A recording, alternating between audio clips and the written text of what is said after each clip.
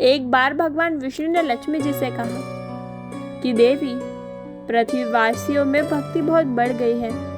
लक्ष्मी जी कहने लगे, प्रभु वो आपको नहीं, मुझे पाना चाहते हैं। नारायण कहते हैं कि लेकिन वो तो नारायण नारायण करते हैं। लक्ष्मी जी कहने लगी कि अगर आपको विश्वास नहीं है तो चलिए चलकर उनके परीक्षा ले लेते हैं। भगवान नारायण एक संत का रूप धारण करके एक नगर के सेठ के पास पहुंचे और कहने लगे कि मैं कथा सत्संग करता हूँ। सेठ ने उनके रहने, खाने पीने और कथा करने का पूरा प्रबंध कर दिया।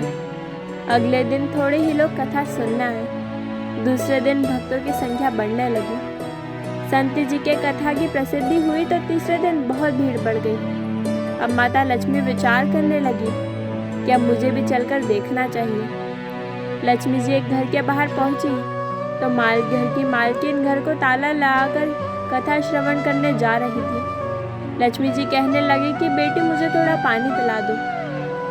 वह औरत बोली कि माता जी, मुझे तो सत्संग श्रवण करने में देरी हो रही है। लेकिन फिर भी उसने बेमन से माता लक्ष्मी को एक लोटा जल का पानी दे दिया।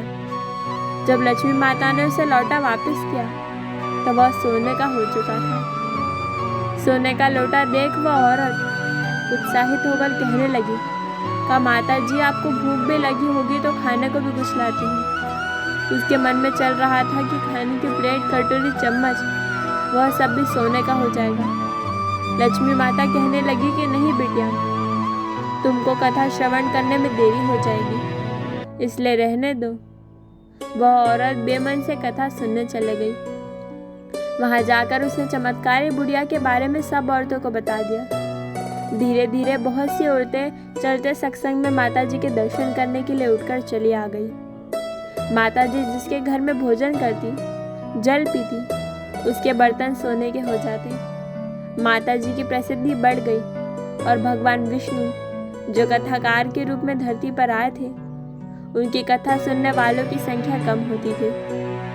भगवान ने यजमान से पूछा कि अब कथा सुनने कम लोग क्यों आते हैं?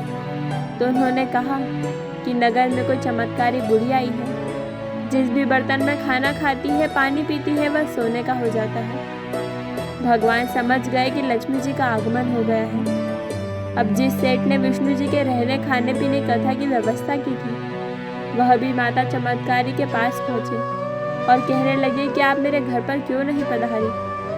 लक्ष्मी जी कहने लगी कि जब तक वह कथाकार तुम्हारे घर में है, मैं वहां नहीं रहूंगी। सेठ जल्दी से घर गया और कथाकार से कहने लगा, महाराज, आपके रहने खाने की व्यवस्था मैंने धर्मशाला में करवा दी है। कथाकार कहने लगे कि अब तो कथा में कुछ ही दिन शेष रह गए हैं, फिर आपने मेरी व्यवस्था धर्मशाला में क्यों करवा दी? सेठ कहने लगे कि मेरे घर में आपसे भी कोई खास मेहमान रहने आने वाला है। लक्ष्मी जी उस सेठ के पीछे पीछे उसके घर आ गई और वह सेठ से कहने लगी कि मुझे इस कथाकार से कोई ज़रूरी बात करनी है, कृपया आप बाहर जाए।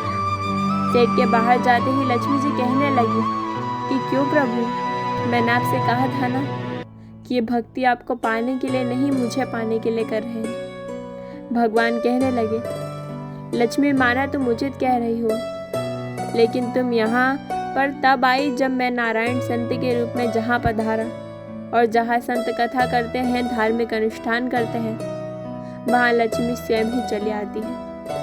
भगवान विष्णु ने अपने धाम वापस लौट गए। अगले दिन सेठ के घर पर लोगों का तांता लग गया। हर कोई चाहता था कि चमत्कारी बुढ़िया उनके घर पर आकर भोजन ग्रहण करे ताकि उनके बर्तन भी सोने के हो जाए। लेकिन यह क्या, माता जी ने सबको चौंका दिया कि मैं वापस जा रही हूँ। सब लोग आश्चर्य से पूछने लगे कि माता जी, क्या हमसे कोई गलती हो गई?